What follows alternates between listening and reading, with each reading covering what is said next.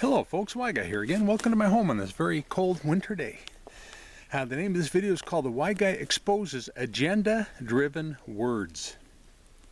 Now, you know, if you Google, which I did, Google, quote, what are examples of non-English words used in daily conversation, close quote.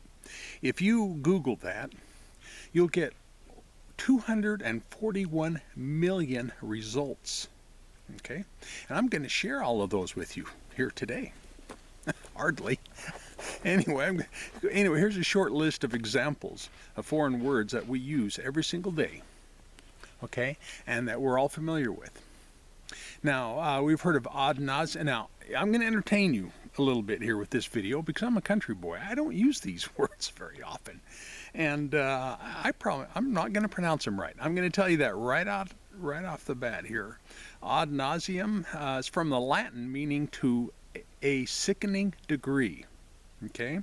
And then there's this one I'm familiar with, bon voyage, from the French meaning have a nice trip.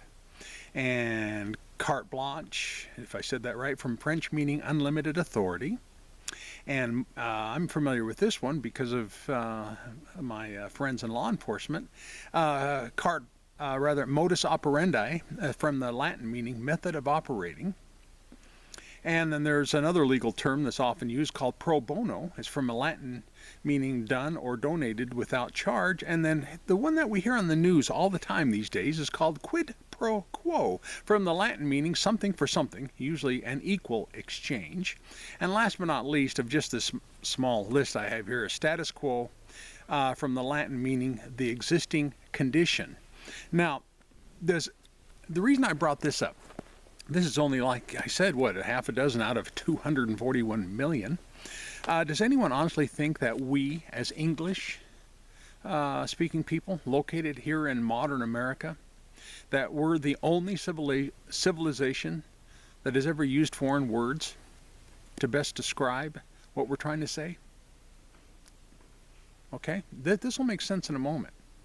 So, what the hell, Hades, is my point? Exactly. Okay, see if you catch my goofy humor here. You know, Bible scholars and theologians are trying to convince me that there was absolutely no conspiracy whatsoever involved when translating Scripture. You know, using other words from other languages to best describe what you're trying to say.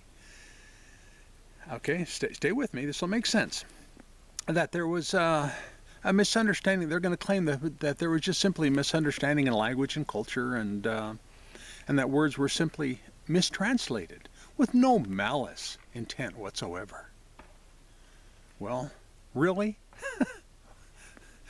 Are those same scholars trying to tell me that ancient Rome didn't have a solution for where they disposed of their garbage?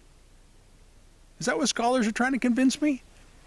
You know, they most certainly did. And that place was described in ancient Latin, and I'm not going to say this word right. This is a 50-cent word, man, and I only got a quarter. There's a Latin word for garbage. It's an ancient Latin word called stercilinium. Stercilinium. Stercilinium. And is translated in English as midden. Now, this is a simple word that anybody could use, midden. You know, both these words in Latin mean trash heap. What we know as a dump, a trash dump, okay? I'm coming to a close here. This is a short video. When translating and canonizing Scripture, did the ancient Church of Rome use the word stercilinium, okay, to describe the trash heap outside of Jerusalem, known to the populace that was living there as Gehenna? Did they happen to use the word Gehenna?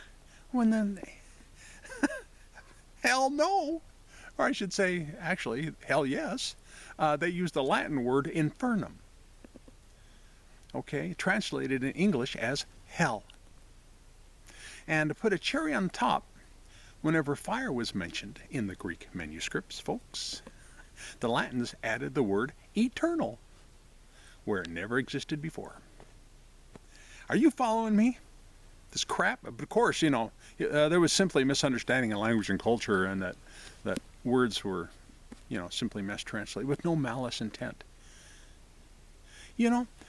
They could have simply used the word representing midden.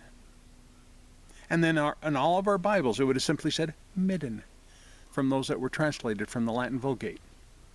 They could have used it all along, and eventually everyone would have understood it. Much like we understand the simple Latin term status quo. So anyway, I wrote about these kind of things. Not specifically this here, okay, but things like this that just don't add up and make sense in my book called In Defense of God's Love, okay, written by yours truly, the Y Guy, and here's the back cover of that, which is a picture of yours truly. I can't even see the camera lens, so I don't know if I even showed you the picture of yours truly. Anyway, you can find this on Amazon, and I'll leave a link in the comments section if I remember to. Consider looking me up on Facebook under a private group called the Y Guy Group. And I have an avatar name of Jonathan Jones. I meant to say Jonathan, but I misspelled it, and because it's an avatar name. Avatar means it's not my real name, okay? Jonathan Jones, and it's open public timeline, and you can check me out before investigating the Y Guy Group. Consider subscribing to this channel if you haven't already, and give me a thumbs up or thumbs down, and leave a comment, of course, that best describes your thumbs up or your thumbs down. And however you do, make sure that comment is polite so I don't have to delete it. Did I already say consider subscribing if you haven't already? Gosh, I don't remember. My commercials all sound the same. Thank you for viewing.